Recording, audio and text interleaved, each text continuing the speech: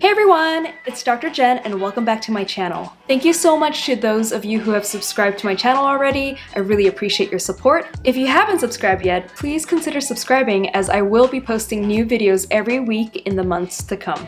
For today's video, we'll be talking about values-based living, focusing on what really matters most, to reduce stress and live a happy and meaningful life.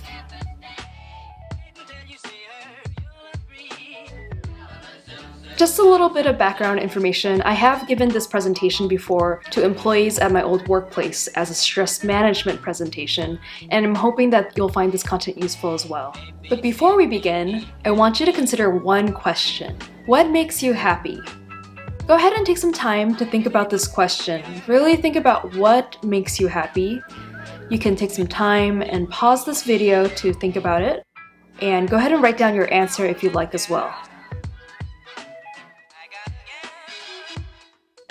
Now we're going to be talking about values. So, what are values? Values can include clarifying what is most important deep in your heart, what sort of person you want to be, what is significant and meaningful to you, and what you want to stand for in your life.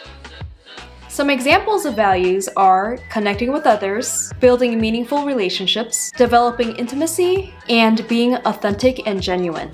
Values are your heart's deepest desires for how you want to be as a human being. Values are not about what you want to get or achieve.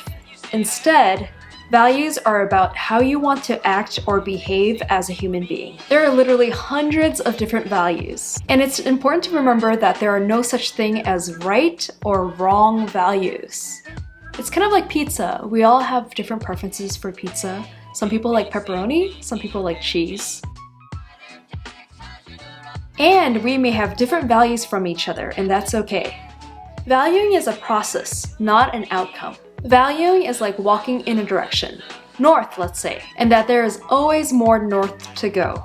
Values are never arrived at. They are only instantiated in the behaviors that we choose to engage in on a daily basis. So here's a skiing metaphor for values. What is the process of skiing like?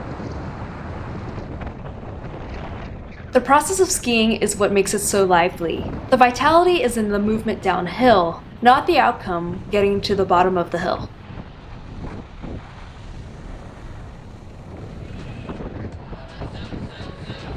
Values-based living, 1, brings vitality. Values bring vitality to life. And 2, provides meaning. Values give meaning to life. It's important to distinguish that values do not equal goals. Values are large, overarching directions to head in life versus goals, which are behavioral actions to take to bring those values to life.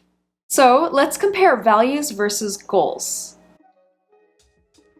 Values cannot be completed or achieved in an absolute sense, whereas goals have achievable ends. Values are freely chosen, goals are directed by values. Lastly, values are patterns that can be abstracted or actively constructed from ongoing streams of complex human behavior. Values are like the journey, the direction in which one travels. Goals are the destination, destinations at which one arrives. For example, let's say you're a student, your value would be education, whereas your goal would be getting the degree. Here's another example of values versus goals. For example, values could be having a loving relationship or responsibilities versus goals. Examples of these goals might be, I would like to have a better relationship with my wife. I would like to take my wife to dinner once a month. Or, I would like to pick up my child from daycare on time every day. So now let's talk about valued living. Research has shown that valued living has been associated with mindful acceptance. The outcomes of valued living are decreased psychological distress, increased psychological adjustment, and improvements in quality of life. Now, there are some challenges to working on your values and commitment to your values. So now let's talk about the potential or perceived barriers to valued living. For example, barriers to valued living can include getting a divorce, not having enough money, where you live. But these things don't interfere with values such as being loving or kind. Loving things can be done now, and that choice to do so is always available. For example, let's talk about present moment focus and values. People often have trouble contacting values in the present moment. Worry and rumination are the most frequent forms of barriers to working on your values. For example, let's say there's a woman who values being in a relationship, but the issue is that she focuses so much on the past. Or the opposite, maybe she's ruminating about a future potential relationship and what could go wrong in those relationships, which gets in the way of her being in the present moment and being able to contact her value in the present moment, the here and now. Another potential challenge to working on values and commitment is the combination of fusion and values. People have rigidity.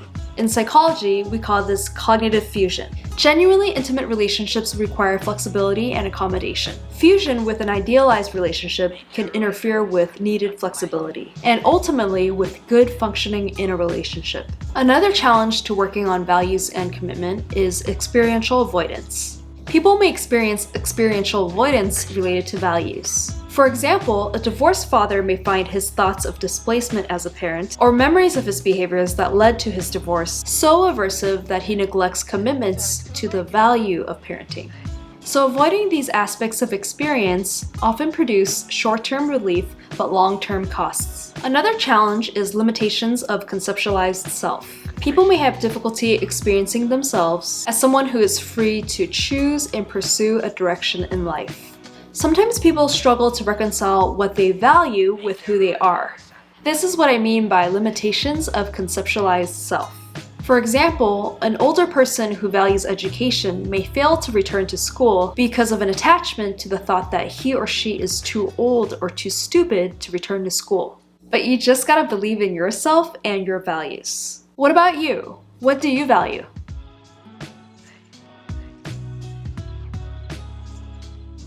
So now let's talk about struggling and suffering related to values-based living. What kinds of problematic thoughts or feelings do you experience? What memories, fears, self-criticism, or other negative thoughts do you get caught up in? What emotions, urges, feelings, or sensations do you struggle with? Or do you struggle with problematic actions? Do you do things that make your life worse in the long run? Things that keep you stuck, that waste your time or money, drain your energy, or impacts negatively on your health or relationships? Do you struggle with actions that lead you to missing out on life? It is possible to overcome struggle and suffering and have a rich and meaningful values-based life. Think about what matters to you in the big picture. What do you want to stand for? What personal qualities and strengths do you want to develop? How do you want to improve or enrich your relationships? Ask yourself how you would like to grow or develop. Goals and actions. What are you currently doing that improves your life in the long run? What do you want to start or do more of? What life-enriching goals do you want to achieve? What life-enhancing actions do you want to take? What life-improving skills would you like to develop? The first step to leading a values-based life is to identify your core values. Remember, these need to be your values, not what your parents, your friends, or your partner value or want from you.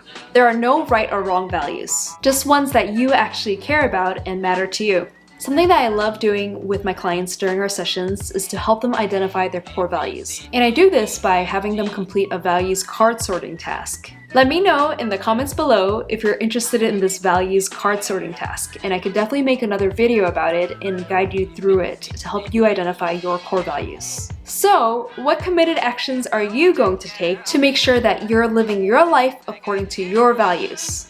I hope you learned something today about values-based living and focusing on what really matters the most. Thank you so much for taking the time to watch this video today, and if you haven't already subscribed, feel free to hit that subscribe button over here and also turn on that notification bell to get updates on my next videos that are to come. I hope you're all staying happy, healthy, and safe, and I'll see you in the next one. Bye.